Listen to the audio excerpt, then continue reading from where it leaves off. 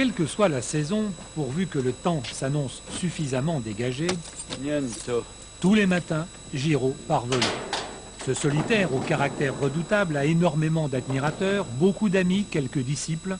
Il a aussi des ennemis. Il faut dire que comme Geiger, cet homme n'y va pas par quatre chemins. Il a ses têtes, ses thèmes et sa pédagogie. Comme Geiger, il se bat contre l'immobilisme et l'emprise croissante des règles administratives sur cette liberté superbe que représente l'avion, surtout en montagne. En fait, il dit haut et fort et à sa manière ce que beaucoup de pilotes pensent tout bas.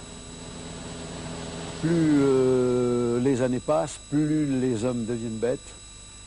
Et je fais surtout allusion à nos hauts fonctionnaires qui sont des cons de première.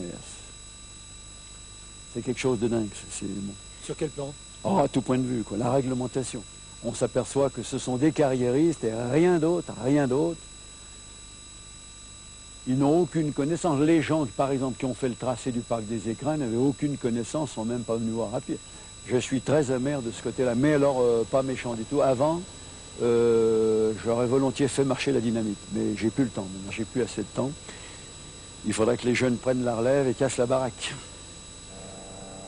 Et j'ai atteint un nombre d'heures de vol que plus personne ne pourra atteindre maintenant, 40 000, ce qui représente en distance linéaire 40 fois le tour de la Terre. Ce que j'ai fait, un autre peut le faire, mais c'est très difficile à faire en définitive. Surtout dans un pays comme la France, ça sera impossible. Tout est réglementé. Même si vous avez votre avion, même si vous avez un grand champ de luzerne, vous êtes en infraction si vous vous posez chez vous. Alors que les Anglais ont bien compris, les Suédois aussi, les Américains, vous vous posez où vous voulez, mais...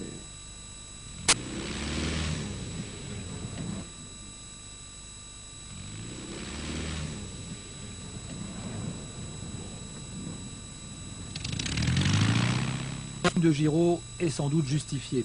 Mais sa modestie lui fait oublier que la technique de l'aviation de montagne, dont il reste l'un des pionniers, a quand même débouché sur des applications commerciales aujourd'hui utilisées dans le monde entier.